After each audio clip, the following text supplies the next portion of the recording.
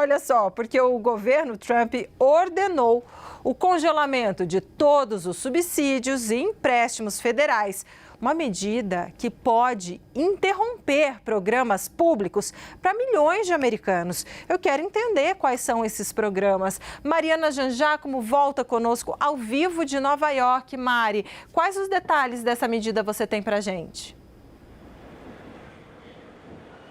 Olha, Débora, a CNN teve acesso a esse documento, que é um comunicado da Casa Branca informando a pausa, a suspensão desses empréstimos, dessa verba federal para esses empréstimos, para esses programas. E nesse documento, a Casa Branca diz que são programas que não estão alinhados com a agenda de Donald Trump. Então, o comunicado fala especificamente de suspensão de programas como assistência para ajuda estrangeira, ONGs, organizações não governamentais, programas de inclusão, Green New Deal, então acordo verde, para o meio ambiente, também woke gender ideology. Isso seria o que a Casa Branca chama de uma ideologia de gênero woke, então um termo que a Casa Branca usa muito, que é muito usado aqui nos Estados Unidos, inclusive para descrever uma série de políticas que tem a ver com inclusão, que tem a ver com questões sociais, enfim, tudo isso vai ser afetado. O comunicado também deixava bem claro que benefícios da Previdência Social e o Medicare não vão ser afetados. Agora,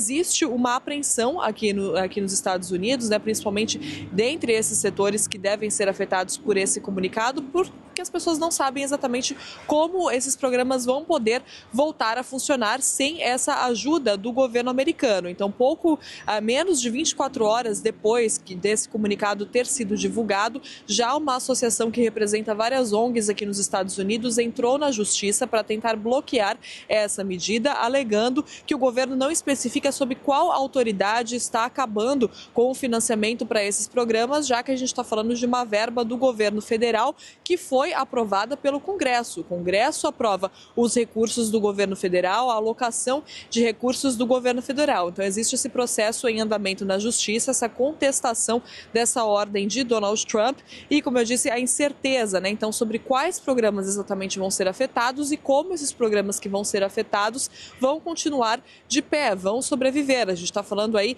que a gente pode estar falando de trilhões de gastos do governo federal que podem ser impactados com essa medida. A porta-voz da Casa Branca, Karoline Leavitt, foi questionada sobre isso e disse que não é preciso se preocupar, que na verdade não se trata de uma pausa da ajuda do governo federal para os programas estaduais, mas sim de uma pausa, uma suspensão direcionada aos programas dos democratas. Ela também disse que qualquer agência, qualquer departamento que for afetado por essa medida e sentir que isso é injusto, sentir que merece continuar recebendo dinheiro do governo federal e que os seus objetivos se alinham à agenda de Donald Trump, pode pedir para que essa suspensão seja revista e para continuar, então, recebendo esse dinheiro do governo federal. Ou seja, na prática, é mais uma medida de Donald Trump para garantir que só aquelas políticas relacionadas à agenda dele tenham financiamento e continuem aqui nos Estados Unidos. Então, a gente percebe que, mais uma vez, programas de inclusão, de diversidade vão ser afetados. Donald Trump